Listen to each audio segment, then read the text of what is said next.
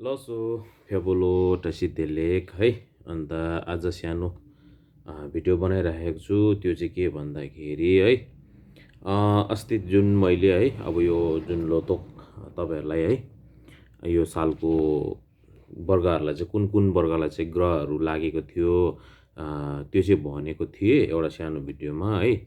अनि भन्नु त भने तर त्यो जुन जतिवटा ग्रह जुन लोलाई चाहिँ ग्रह लागेको छ है त्यो ग्रहलाई चाहिँ कसरी चाहिँ है अब पूजा गर्ने हुन्छ नि त होइन। त्यो पूजा चाहिँ के गर्दा राम्रो हुन्छ भनेर चाहिँ सानो भिडियो बनाइराखेको छु है। तपाईँहरूले राम्रोसँगले सुनिदिनुहोस् अन्त अरूलाई पनि यसो सेयर गरिदिनुहोस् है, उनीहरूले पनि याद पाओस् है, राम्रो हुन्छ है। अनि विशेष गरी चाहिँ कतिजनाले सोध्नु हुँदै थियो यो के गर्नुपर्ने भनेर होइन। त्यसको लागि चाहिँ सानो भिडियो बनाइराखेको छु। विशेष गरी चाहिँ अब यो साल है खड्को ग्रह भन्छ है। खड्को ग्रह चाहिँ अब घोडा वर्गलाई चाहिँ खड्को ग्रह लागेको छ नि त होइन। अन्त खड्को ग्रहमा चाहिँ के चाहिँ गर्नुपर्ने भनेर छ नि। अन्त त्यो चाहिँ के गर्नुपर्छ भन्दाखेरि ताक लो कुला रङ्केक भनेको चाहिँ रङ्केक टिबेटनमा रङ्केक भनेको चाहिँ खड्को हो भनेको आफैलाई ग्रह 12 वर्षमा आउने चाहिँ ठुलो ग्रह चाहिँ रङ्केक भन्छ।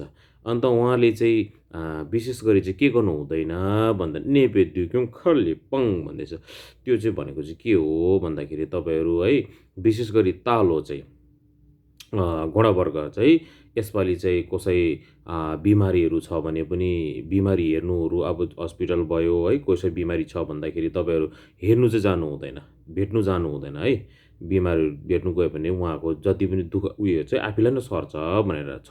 त्यो कारणले बिमारी विशेष गरी चाहिँ खड्कोहरू चाहिँ बिमारीहरूलाई चाहिँ हेर्नुहरू जानु चाहिँ हुँदैन है, राम्रो हुँदैन। अन्त मरौ सुदौतिर अलिकति बार्नुहोस् राम्रो हुन्छ। त्यसको लागि चाहिँ के गर्नुपर्छ भन्दाखेरि छेवाङ सोङसिङ छेडुप्छा भन्दैछ। छेवाङ भनेको चाहिँ आशीर्वादहरू थाप्ने होइन, आयुको पूजाहरू गर्ने, छेडुपहरू गर्ने होइन। अन्त बुमदाङ दुक्करहरू यसो पढिदिने, अन्त धोमाङहरू पढिदिने होइन। विशेष गरी चाहिँ खासमा चाहिँ के गर्नुपर्दो रहेछ भन्दाखेरि खड्को ग्रहमा चाहिँ राम्रो अब गर्नु सक्यो भने चाहिँ घ्यासी भनेर मन्साउने एउटा पूजा हुन्छ होइन। घ्यासी त्यो सक्नु भएन भने छेडुप भनेको आयुको पूजा, अन्त तपाईँको धोमाङ भन्छ। धोमाङ राम्रोसँगले पढेर उहाँलाई पाठहरू गऱ्यो भने चाहिँ खड्को राम्रो काटेर जान्छ भनेर चाहिँ शास्त्रले बताएको छ। त्यो चाहिँ अब सानो है तपाईँहरूको लागि यसपालि चाहिँ के गर्नुपर्ने भनेर कतिजनाले सोध्नु हुँदै थियो।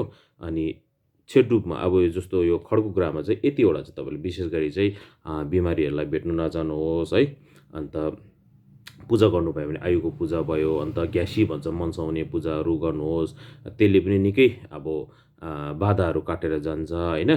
हामी जन्मेर मृत्यु अब जतिसम्म लेखेको छ त्यो भित्र चाहिँ हाम्रो खड्को ग्रह आउँछ। त्यो खड्को चाहिँ त्यसलाई चाहिँ तपाईँको बाधा विघ्नहरू आउँछ, त्यो बाधा विघ्नलाई हटाउने काम चाहिँ यो पूजाहरूले गरिन्छ हो। लसो यो चाहिँ अब खड्को ग्रहको लागि है लसो।